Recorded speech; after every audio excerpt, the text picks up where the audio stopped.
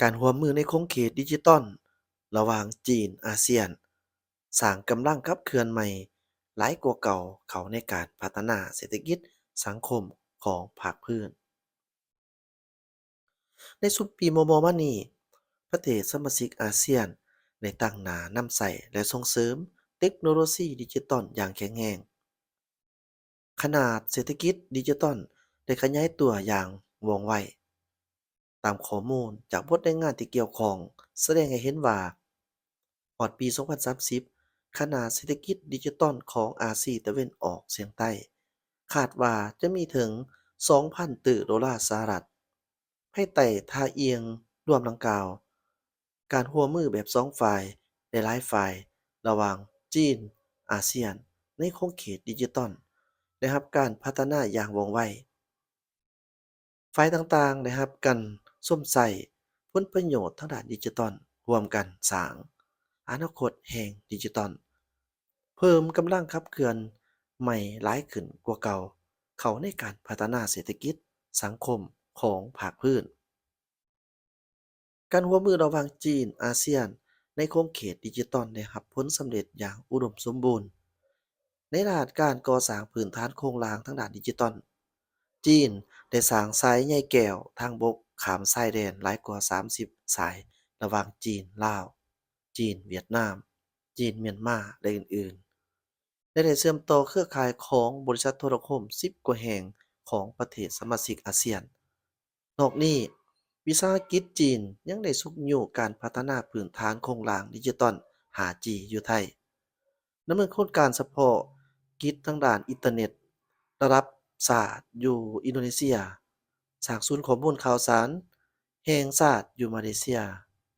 มาตรการเหล่านี้บ่เพียงแต่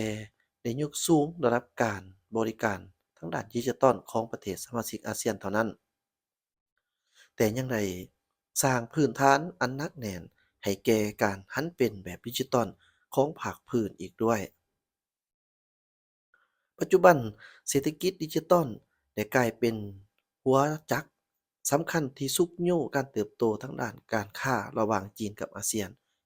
ในซุมปีมานี้การขายอิเล็กทรอนิกส์ข้ามชาติได้เพิ่มขึ้นด้วยจังหวะหลายกว่า20%เฉลี่ยต่อปีซึ่งได้เสริมขยายบทบาทนับมือสำคัญกว่าเก่าในการค้าสองฝ่าย พร้อมกันนั้นการชำระบัญชีแบบเคลื่อนที่ได้ขยายกว้างขวางออกอยู่ประเทศสมาชิกอาเซียนได้เพิ่มพลังชีวิตเขาในเศรษฐกิจภาคพื้นตัวอย่างการเชื่อมต่อเครือข่าย QR Code ระหว่าง Union Pay International กับเครือข่ายสำระบัญชีแห่งชาติลาว LAPNet ด้วยผลสำเร็จในท้ายปี 2024 ความคืบหน้าแบบบุกทะลุดังกล่าวเฮ็ดให้ผู้บริโภคสามารถสแกนชำระเงินอยู่ตามร้านค้าต่างๆของลาวได้อย่างสะดวกสบายโดยผ่านแอป Union Pay ซึ่งได้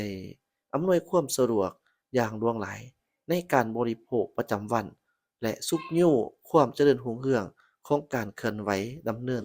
และกิจการการค้า การพัฒนาแบบยืนยงของการร่วมมือทางด้านดิจิทัลบ่สามารถปราศจากการสนับสนุนของผู้ที่มีความรู้ความสามารถในซุปีมานี้วิสาหกิจจีนได้มีส่วนร่วมอย่างแข็งแรงในการจัดฝึกอบรมบุคลากรทางด้านดิจิทัลของประเทศสมาชิกอาเซียนตัวอย่างบริษัทอาลีบาบากับกระทรวงการค้ากัมพูเชียได้เซ็นสัญญาการร่วมมือ เพื่อสนองการอบรมเทคโนโลยีดิจิทัลให้แก่วิสาหกิจขนาดกลางและขนาดน้อยของกัมพูเชียบริษัท Huawei มีแผนจัดฝึกอบรมบุคลากรทางด้านดิจิทัลจำนวน 100,000 คนให้แก่ไทยก่อนปี 2025นอกนี้สถาบันเทคโนโลยีสื่อสารข้อมูลของข่าวสารลาว